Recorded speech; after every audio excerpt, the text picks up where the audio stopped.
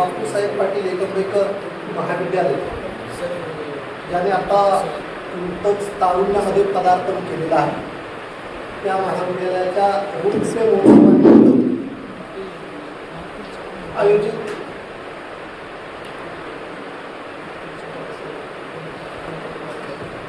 या राष्ट्रीय चर्चासत्रात अतिशय महत्त्वाच्या विषयावर जी चर्चा होणार आहे तो विषय आहे मराठी साहित्यातील स्त्री आणि स्त्रीविषयक दृष्टिकोन. या चर्चासत्राचे अध्यक्ष आमचे मार्गदर्शक आदरणीय विजयकुमार पाटील,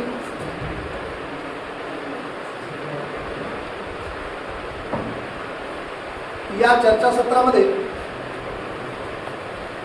चर्चासत्राचं बीजभाषण करण्यासाठी आवर्जून कर्नाटकच्या बेळगाव विद्यापीठातून आपल्या इथे उपस्थित असलेल्या आदरणीय डॉक्टर मनीषा नेसरकर, ज्यांनी विद्वत सभा काय असते आणि काय भूमिका मांडल्या पाहिजे याचं अतिशय सविस्तर या ठिकाणी विवेचन केलं.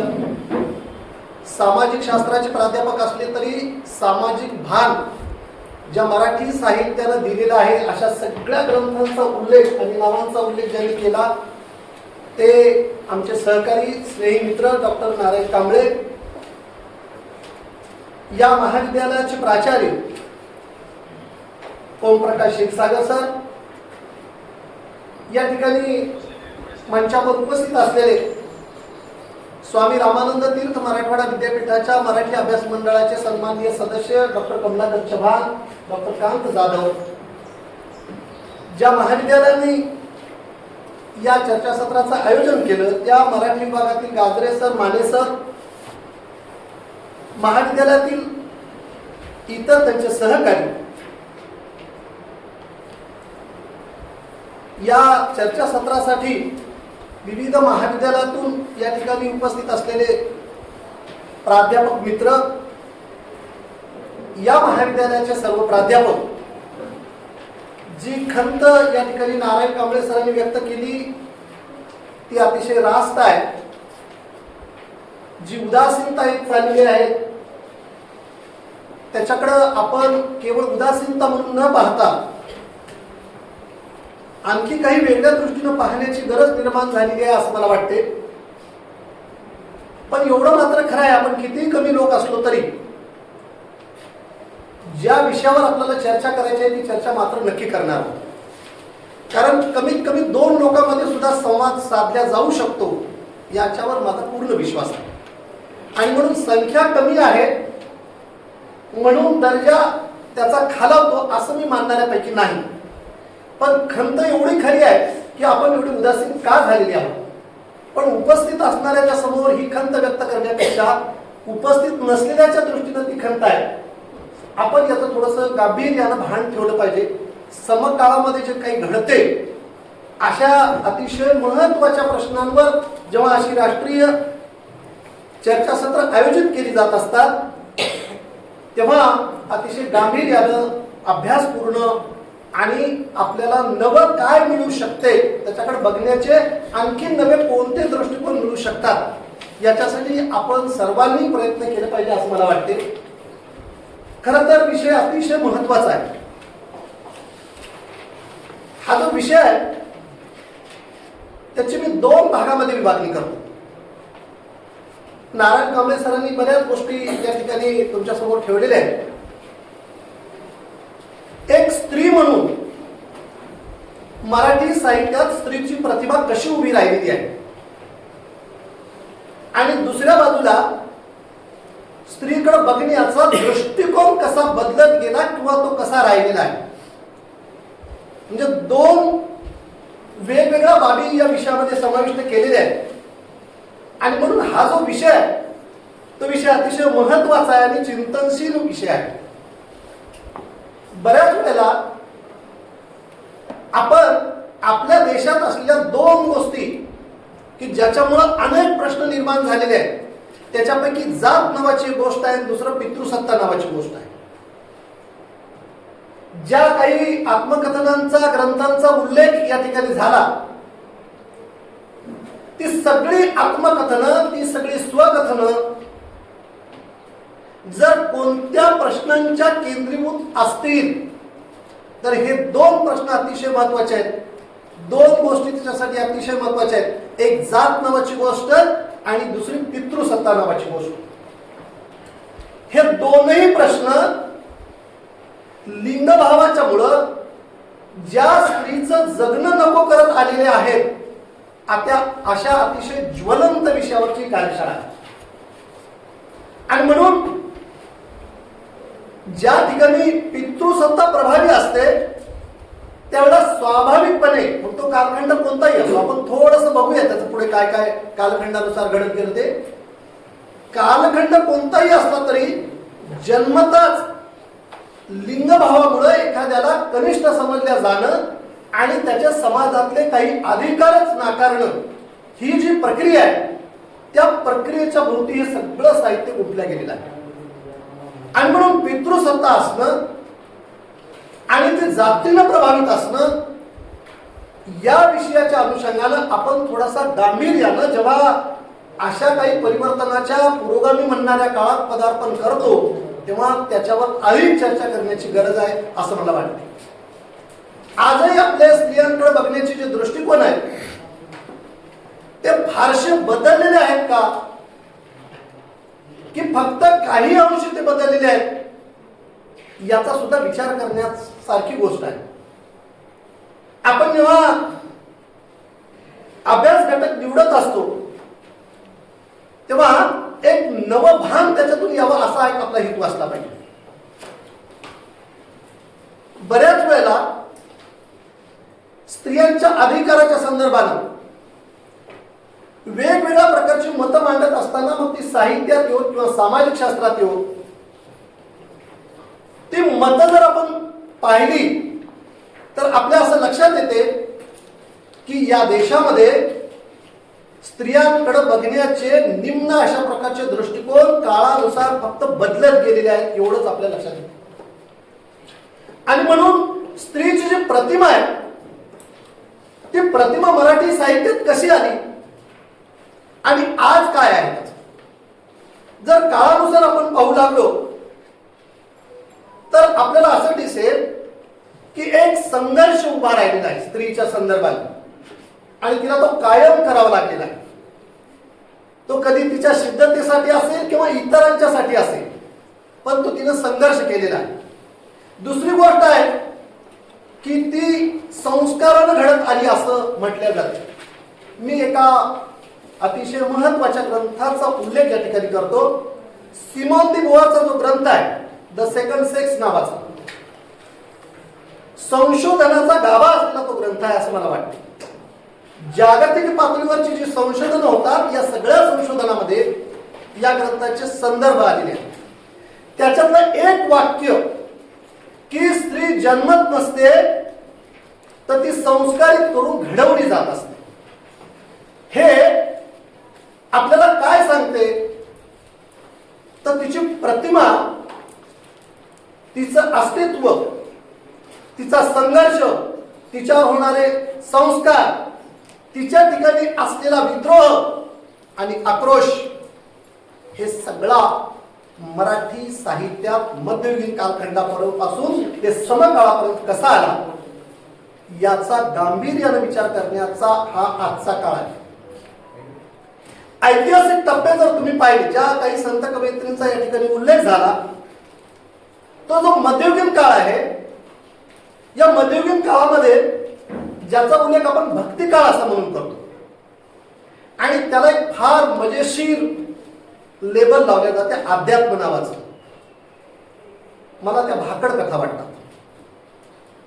अध्यात्म वगैरे काही नाही, वस्तुनिष्ठता ज्याच्यातून दिसत नाही, ज्याची चिकित्सा करता येत नाही, जो अनुभव आपल्याला तपासता येत नाही अशी वलय निर्माण करून मग ते स्त्री असो की अन्य कोणत्याही घटकाचं शोषण त्याच्यातून केल्या जात असते. हा जो मध्ययुगीन कालखंड आहे या काळामध्ये ज्या स्त्रियांनी लेखन केलेलं आहे, ज्या एक दोन कवयित्रींचा उल्लेख या ठिकाणी झाला संत कवयित्रीचा, ते जनाबाई अस्तित्वात आहे तर दासी विद्रोह काय करते? म्हणजे विठ्ठलाला प्रश्न विचारत असताना कसा प्रश्न विचारते ती?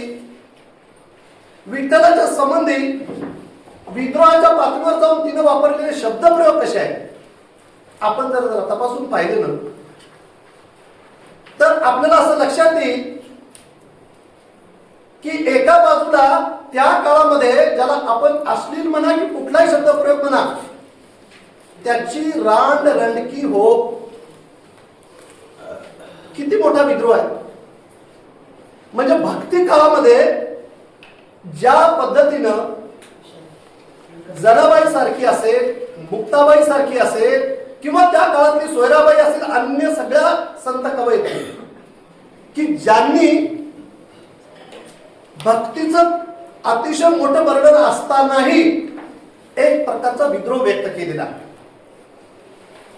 मराठी साहित्यात या विद्रोहाची किनार पकडून जर आपण पुढे आलो तर तो जो सगळा प्रवास आहे स्त्री प्रतिमा उभ्या करण्याचा, तो आपल्याला असा दिसतो की मध्ययुगीन काळातला एक टप्पा आपण तिथं फक्त थांबवतो.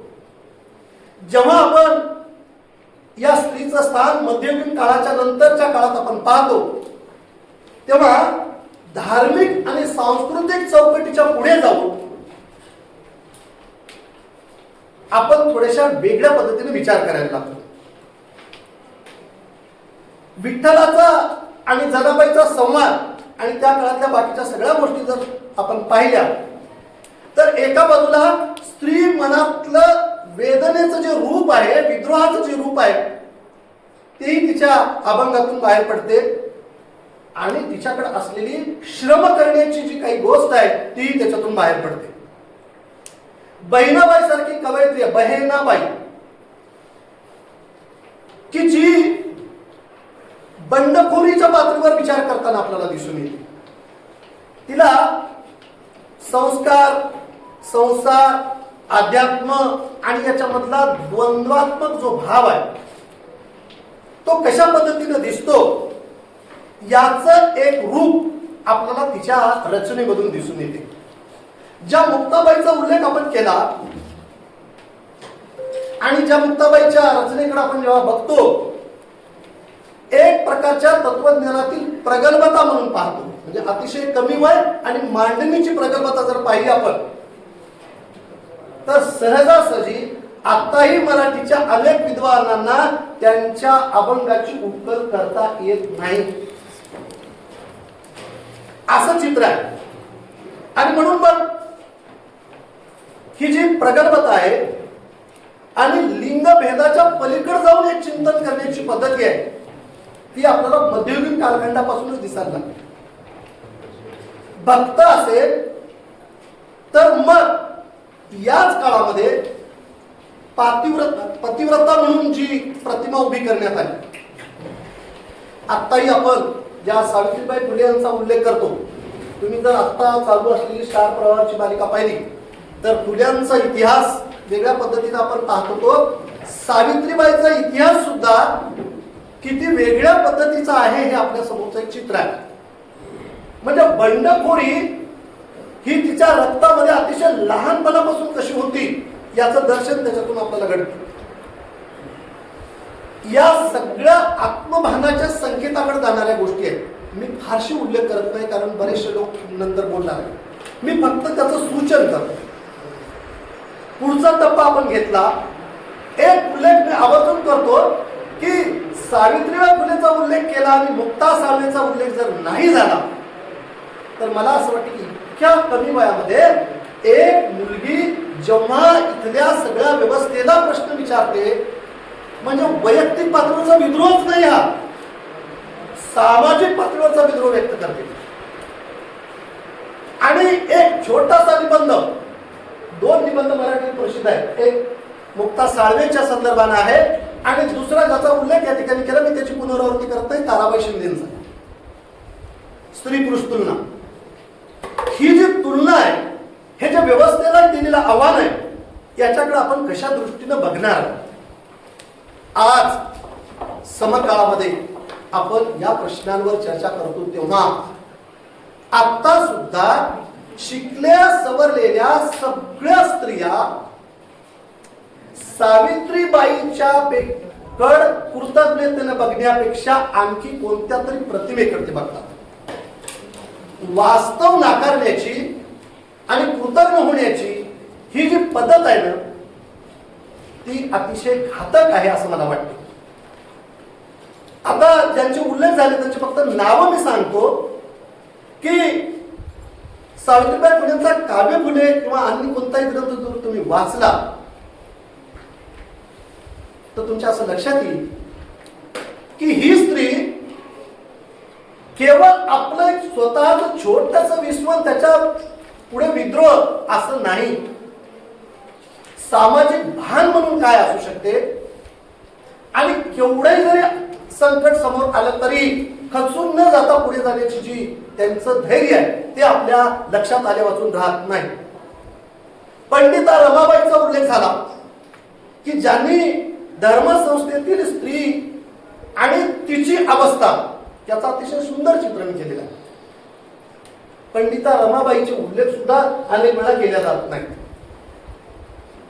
एक कादंबरी त्या काळात आली हरिनारायण आपटे यांची, आपल्याला सगळ्यांना माहित आहे ती, पण लक्षात कोण घेतो नावाची. विद्वांचं स्त्री जीवन त्याच्यातून मांडलं. म्हणजे पुरुष लेखकानं स्त्रीच्या प्रतिमेकडे किंवा स्त्रीच्या जीवनाकडे कसं बघितलं त्याचा एक दृष्टिकोन आपला त्याच्यातून दिसून येतो. नंतरच्या काळात मी फक्त आता उल्लेख करतो, जरा ओझरते. विभावरी शिरूरकर आहे, त्यांचं जर साहित्य आपण वाचलं हिंदोळ्यासारखं तर स्त्रीच्या लैंगिकतेचा निर्भीड आविष्कार आपण ज्याला म्हणतो तो तुम्हाला विभावरी शिरूरकर यांच्या एकूणच लेखनामध्ये दिसेल. आणि सामाजिक बंधनं जी आलेली आहेत त्याच्या संदर्भाने किती प्रश्न उभे केलेले आहेत याचं भान आपल्याला ते साहित्य वाचल्याच्या नंतर. गौरी देशपांडे असतील, यांचं जर लेखन म्हणून पाहिलं तर स्त्रीचं अस्तित्व ते शोधायला. आता आपला प्रवास असा सुरू झाला की स्त्रीचं स्वत्व शोधत शोधत ती एक स्वतंत्र, आपण ज्याला स्त्रीवादी अभ्यास असा म्हणतो, त्याच्या प्रवासाकडे कशी निघालेली आहे. ह्या सगळ्या ज्या कलाकृती आहेत त्या कलाकृती आपल्याला सूचन करतात. विस्ताराने त्याच्यावर बोलता येणार नाही. शांता शेळकेचे साहित्य त्याच्यातून आलेली स्त्रीची प्रतिमा तुम्हाला असं दिसेल की एक स्त्री मनाची कोमलता आपण ज्याला म्हणतो, तोच चंद्रमा पुन्हा नभा, ही जी प्रतिमा आहे आणि तिचं अंतर्मुख असणं आहे याचा एक प्रवास त्या ठिकाणी झाला. ज्या प्रज्ञादया पवार यांचा उल्लेख या ठिकाणी झाला, आरपार लयित प्राणांतिक ही जी कलाकृती आहे ती कलाकृती जात आणि लिंग या दोन बाबींच्यावर किती प्रश्न उभे करते हे आपल्याला या कलाकृतीतून दिसून येते. याच्याबरोबरच अनुराधा